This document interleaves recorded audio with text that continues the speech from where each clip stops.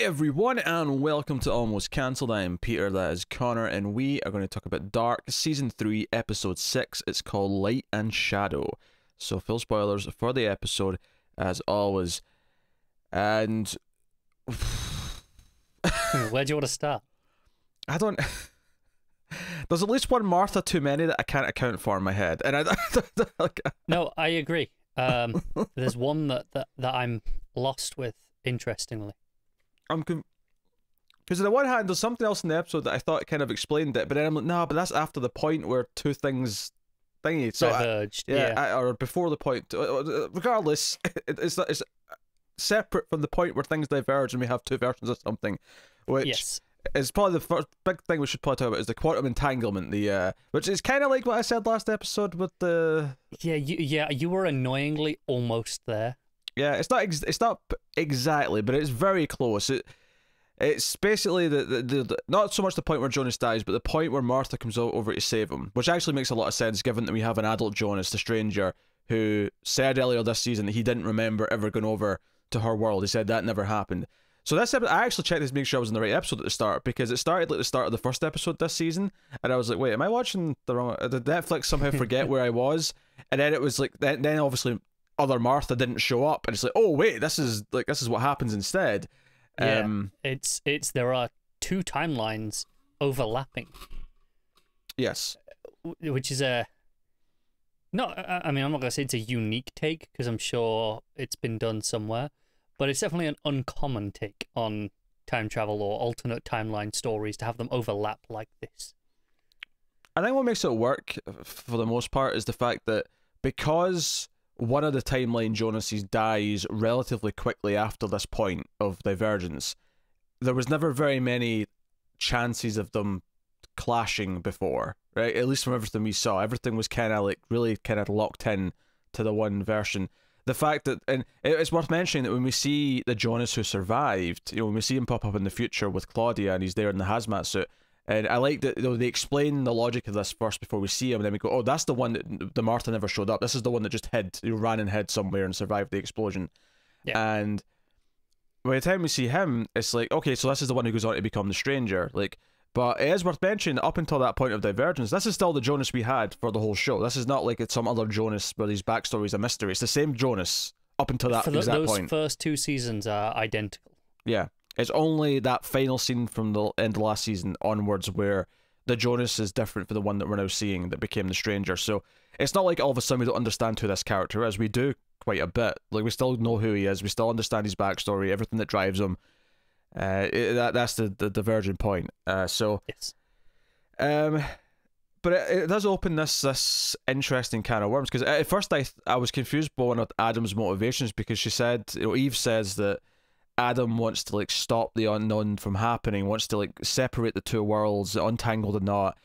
Although, as we learned in this episode, not to save his world, to end both, because for him paradise is just a world where, or just the lack of existence is paradise, because he's sick of living in this endless goddamn loop. He just wants it all to be done and not to exist. There's a logic to his thought process here. Not that I'm saying he's not evil, because I think both Adam and Eve are fundamentally kind of evil. In different ways, but there's a logic to him kind of taking this approach of these worlds shouldn't exist. They only exist because of, things being screwed up. So we should kind of wipe the slate clean, erase everything, and if something starts again after that, wonderful. And if because when you look at it, because obviously back in season 1 we talked a lot about Mikkel he shouldn't be in the 80s, so then Jonas shouldn't exist. But it goes further than that. Obviously we then had Charlotte and Elizabeth and that whole thing. But if we're all right in saying that the unknown is drawn to his father, then that actually means that Martha's her own great-great-grandmother, and that Jonas himself is his great-great-great-grandfather, or whatever, how many grands it works out as, right? They're both actually already related to themselves on top of each other. It goes deeper. It goes deeper than everything. And that seems to be a large part of Adam's motivation, is that he's just sick. It's like a survivor's guilt almost. Like an extreme, I shouldn't exist. I'm wrong. So let's just destroy everything. Arguably, no one in the family should exist. No, after. of course, and it extends on from that, that's kind of his point. Is start over? I think he never explicitly says that, but there's an implication, I think, for me at least, that after there is total annihilation of both worlds, maybe there'll be a new world that starts again from the very beginning at some point. Well, the whole idea of Adam and Eve, being the first, like, Yeah. I'm not saying I expect a Garden of Eden with just, Jonas and Martha in the new world, but there's definitely some, thematic qualities to having those two characters with those names. Obviously, there's an irony as well, because his whole thing is to end civilization and end the existence, which is the opposite of what you think of as Adam and Eve. So there's a thing there. But again, if it creates a new thing, then arguably there is background to the original intention. So this is getting very messy in terms of talking about things. I mean, not only do we get this, we also, we get to see alternate Claudia again, part of Eve's army, alongside alternate Egon, who's alive and is part of our forces. Yeah. And he seems to show. We got Noah. We've got a few others in there. We have Noah. Yeah. But the thing with Egon though is that he goes back because they have during the montage they all go to where they're supposed to go, and some of these we've seen before. Claudia goes to other Claudia, which we saw a couple of episodes ago. But Egon goes to Hannah on Earth 2, right before the explosion, and she's bleeding as well. Worth mentioning at this moment. Yes. So. It's a weird how that kind of links her and Egon up again in this world, despite the fact that obviously he's much older and it's a completely different circumstance. It is kind of interesting that them two and this baby have somehow kind of linked, even if he's not naturally the father anymore. There's kind of a connection there again. And obviously Ulrich goes back in time. He follows Helga into the cave, explaining how that seems to have happened the same way on Earth too. Yeah, it is all just setting the pieces, and that's kind of Eve's intention here is, right, everyone, you know your roles, make sure shit all happens the same as always. Yeah. Well, what was interesting for me is that, because Adam's doing the same thing. He's been sending people back, and we've been seeing hints of that. We suspect that Charlotte, and Elizabeth are the ones who take baby Charlotte to Tannhaus. There's been these things we've been expecting, and obviously in this episode we see Magnus and Franziska go to Martha. She's on her way to the power plant. This is Earth 2 Martha, and this is where she gets the orb, and she looks like she does at the end of season 2. She's cut her hair. That happened during the episode. She's got the satchel over her shoulder, and they're like, hey, we can help you save Jonas, we can help you fix all this. And this is where I was thinking that is this some sort of a break in Adam's motivation here, because like if he doesn't want the thing to be born, if he doesn't want the unknown to be born, then why pair them up? He's the one who's essentially sending her to him in the first place.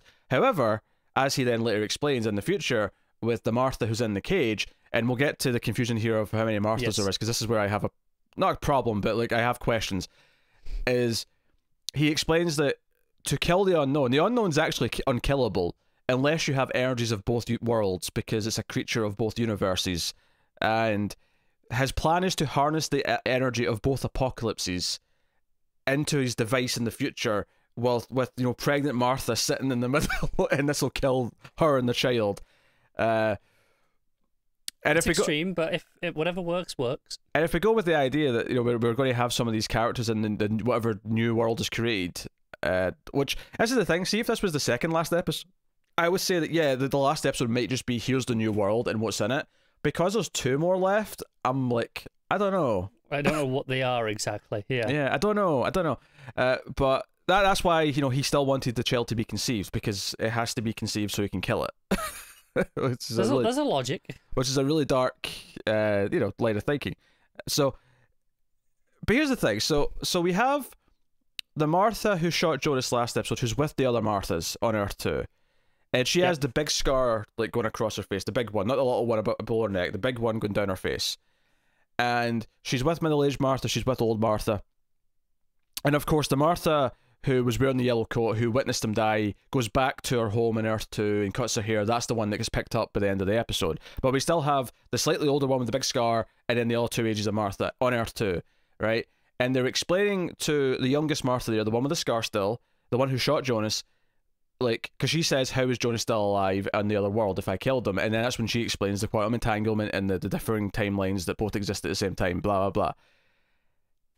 But then we cut to this other Martha on Earth 1 with Adam in the 2050s, who's in a cage, who doesn't have the big scar yet. Because throughout the episode I was thinking, well, this is clearly Martha before she ends up back with the others, because she doesn't have that big scar yet.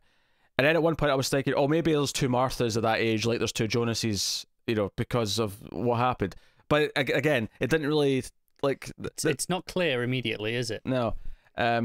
So there's definitely one too many Marthas here that I can't quite explain, because the Martha who took Jonas to the, you know, saved him from the apocalypse, and then she dropped him off in Earth 2. From our perception, she seemed to go back to the 1880s at that point, right? And then she interacted with middle-aged Jonas. And we've been following her throughout the season. Yes, but she's the one who then went back to Adam in the future. Yeah. Which happened episodes ago. So it begs the question is, okay, so who's this Martha with the big scar down her face then?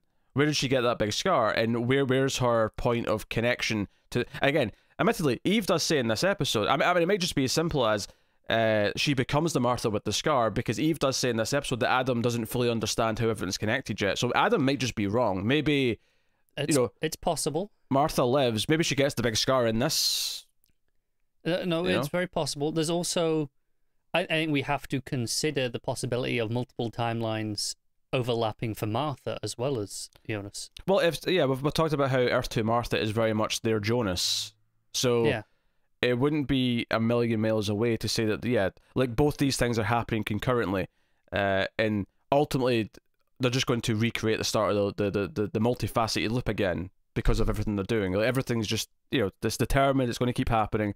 That said, though, we're getting to the end of the show, and I do expect the end of the show to do something, to change something, right? What the only thing I know about the last episode of the show, just from people saying non-spoilery things on Twitter, is just that it wraps things up in a very cohesive way. I saw one person say you could not watch all of season 3 and just watch that last episode, and it would make sense.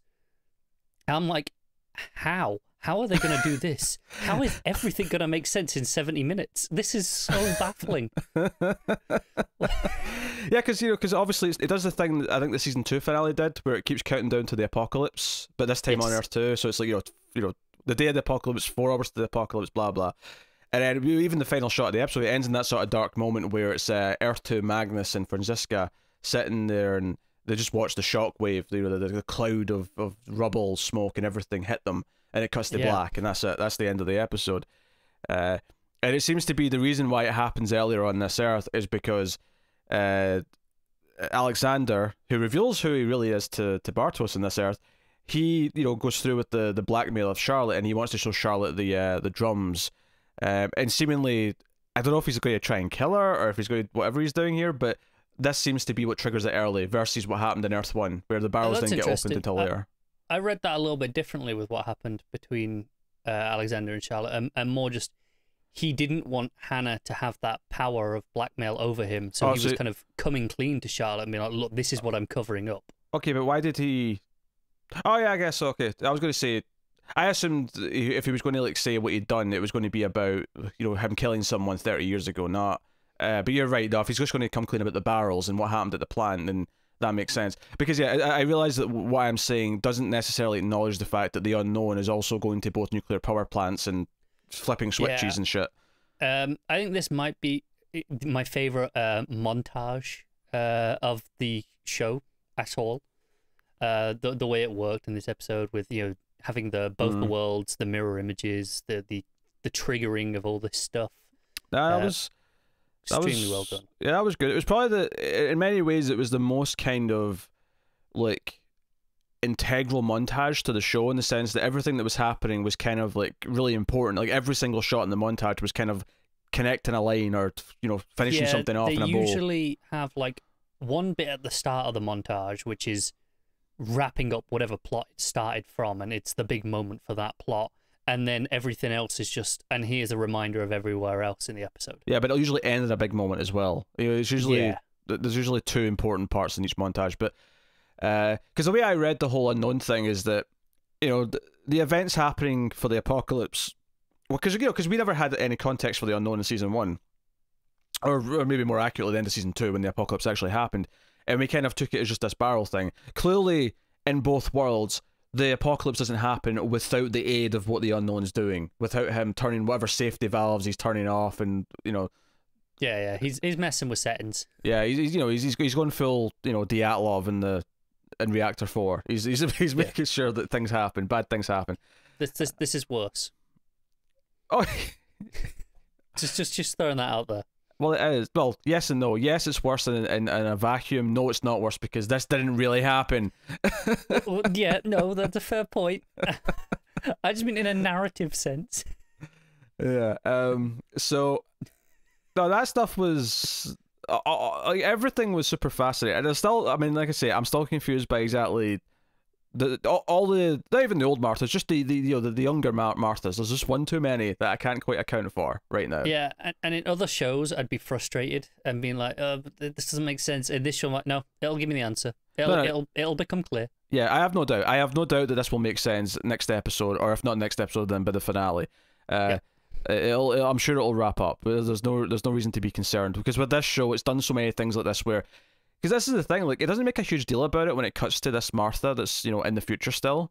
Because I guess really the moment of shock that never really occurred to us it should be shock was when she comes in to kill Jonas last episode, we should have been saying, but she's in the future with Adam. And I guess in our heads, maybe we just said, oh, she's just followed down the timeline. This is slightly older Martha, whatever. Yeah, she's just come back or whatever, yeah. But that's the real moment of, like, contradiction, really, when you think about it. It is. And it doesn't ever play it as, like, say, this huge big reveal of, oh, look, there's an extra Martha. It just leaves it up to you to notice at your own pace. Yeah, there's been a few things like that in this show where it doesn't actually go out of its way to point something out, and we kind of notice it. I think even, in past seasons we may have said, is this a mistake? Is there something not quite right here? And then it'll make a big deal out of the resolution to it, though, and it'll be like, oh, this suddenly, like, that thing we noticed that felt like it might be a mistake or it might be something they've just done shoddily, but, the writing's not great or something like that. It actually was intentional, and it never is. Yeah, and it's very interesting and kind of fascinating how they've been able to craft something like this, and it's not without its faults. Like I say, whenever it gets a little bit too like monologue-y, biblical speaking, and to the point where I actually laughed in this episode. See when Magnus and Francesca show up to Earth 2's Martha, and they say, Eve lied to you. You have to trust us. You have to trust Adam. He's the one who's really trying to save everything. I actually laughed out loud because at this point, Jonas and Martha have been told by both sides that the other one's lying to them, and they should trust them instead. Like, it's happened so many times at this point that. Like, Jonas should never trust anyone ever again. Like, it's actually ridiculous. Probably not. And to be fair, to his credit, before he got shot, he did realise that. Mm-hmm. He had that moment where Martha got the cut on her face when they were creeping into the plant. I went, nah, this is bullshit. She's lying to me again. Yeah. So it's getting there, and Martha, I think at this stage of her journey is much more naive, or as naive as Jonas was, in that she is only a couple of days into this journey. She's not really done a whole lot in comparison. I think the point I'm really trying to make, though, is from the perspective of the audience, is that, the first couple of times this happened in Season 1 or early Season 2, when someone gave a monologue to Jonas about who he should trust or about what they're trying to do, there was kind of like an intrigue to what they were saying. And I'm at the point now where there's no intrigue in what Eve or Adam say. See, when they're making speeches about what they should do or about how they should be trusted, I've gotten to a point where I kind of like, I mean, I still listen to what they're saying, but it's kind of like, I know this is bullshit. Of your head, this is just this is the trust me speech. I can kind of not pay full attention almost. I just Your brain shuts off for a few minutes. I just don't believe it, and it's kind of, it's an interesting tactic, almost to the point where it might even be, not a mistake, but like a fault, where you've built these characters to a point where I don't just buy anything they say in a way that where it's almost uninteresting to even listen to them when they're doing these speeches to a point, depending on who they're talking to. Obviously, when Eve's explaining quantum entanglement, this feels like new information and I'm getting something out of it, but there's times where Adam or Eve, or in this case it was even Magnus who was speaking on behalf of Adam, like where I'm like, yeah, trust, blah blah blah. Like at this point, I just don't take anything any of you are saying about this with any sense of credibility at all. No, and it's probably the biggest fault in the show. Yeah, I still think it can be used potentially in the last couple episodes in a interesting narrative way, if if Martha or a Jonas gets to that stage with us and kind of has that response, that could be kind of satisfying. Yeah, no.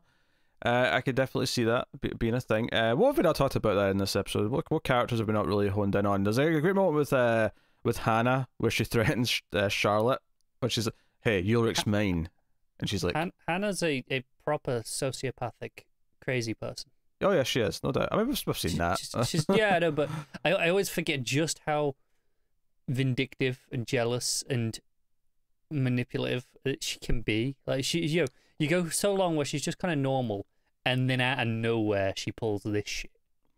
Yeah, that makes sense. I mean, she's already started the process as well of trying to get using the blackmail to knock Charlotte down, which is clearly, and unfortunately for her, it seems like Alexander, aka Boris, is actually more willing to try and come clean because he doesn't want us hanging over him. I think Bartos' reaction to the truth made him want to just come more clean than ever. He just wants to clear his conscience.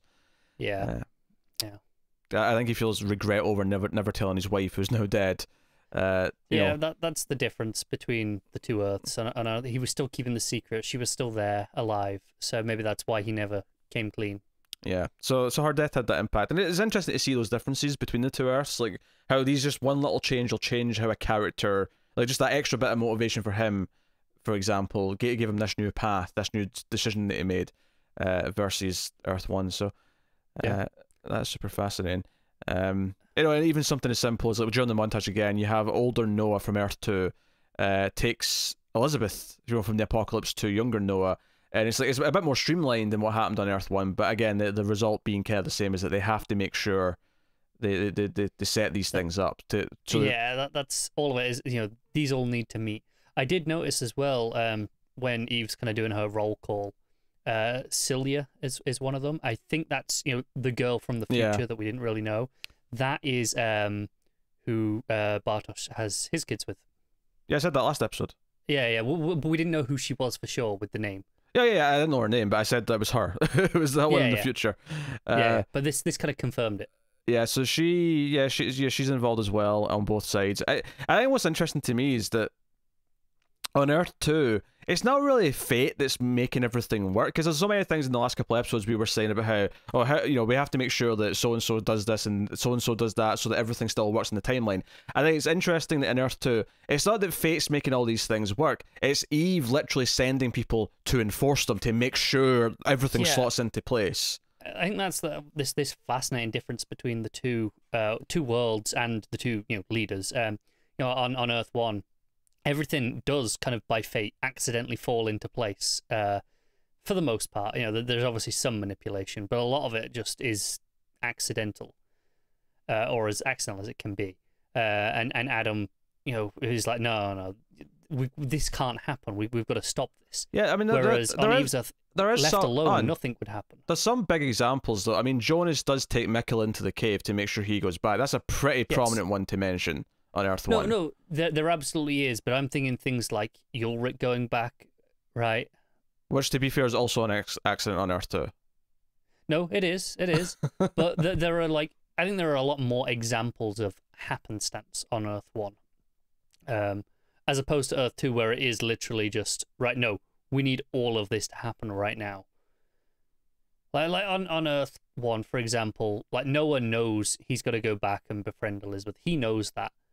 But Elizabeth still kind of falls into him by accident almost. Like he engineers he's in the right position, but there's still circumstances that naturally lead to that. Whereas on Earth 2, it's literally just, nope, here you are, you're together now. Let's get this sorted. Yeah. I think that's really interesting that Eve's just she's so desperate to stay alive. She's so afraid of death that she's just like, no, we need to keep this going. Whereas Adam is like, no, completely on the opposite side and just like, no, we need to end everything. Yeah, but it does make me wonder if, going back to the idea of there being two Martha timelines on Earth 2, like Jonas on Earth 1, is that, obviously the divergent point has to be different. It can't be the same one as Jonas's death, or not Jonas's death, but Jonas being saved by Martha or not being saved by Martha. It has to be something different. And I do wonder if it's Jonas from Earth 1 who actually has an effect on that divergent timeline, and that would be an interesting, again, bit of reversal between them. That would have been my assumption of what would happen just because this show loves the mirror thematics. Yeah. So I have no idea what next episode is going to be. Either.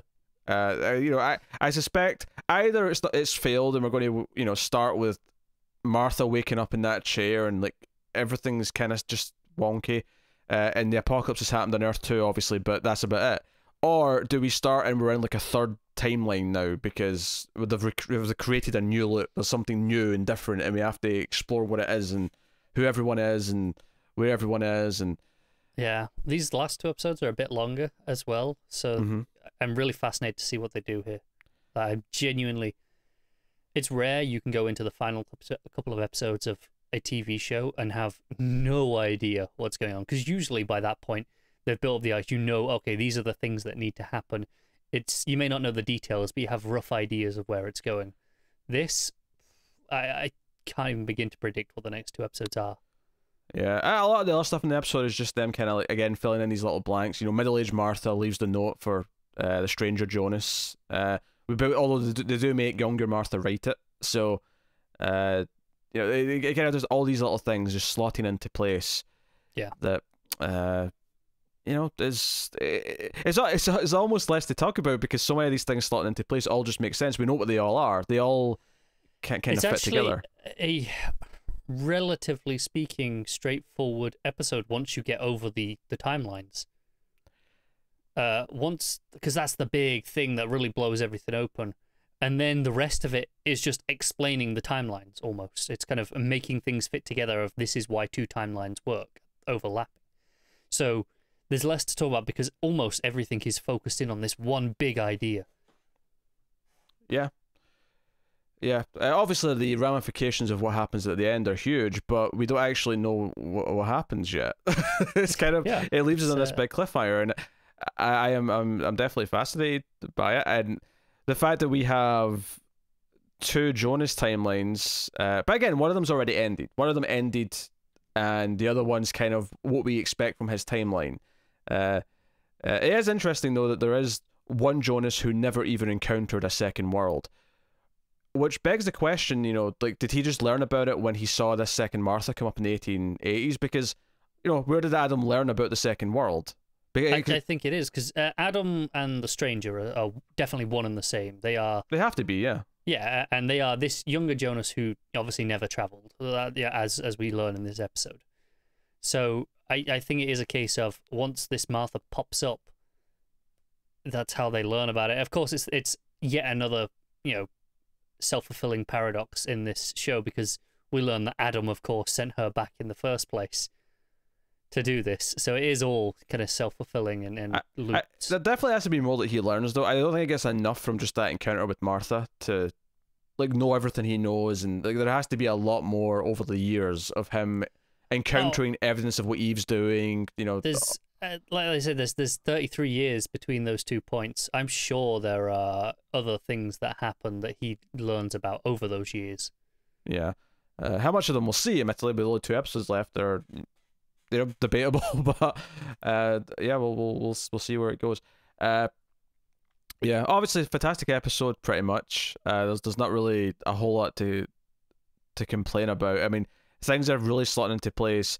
We need to find out, like, there's one Martha too many. We need to solve this Martha conundrum, but I trust the show will do that in the next episode or 2. So that is episode 6 of Dark season 3. We've got 2 more left. We'll be back with the next one tomorrow, so let us know what you thought of this in the comments below. You can like and subscribe. Liking is really important on YouTube, as a support on patreon.com/MailFuzzTV for as little as $1 per month, help you all the content coming. But otherwise, that is us. Guys on Twitter at mail_fuzz for channel updates. Keep watching TV, and have you got any vanilla?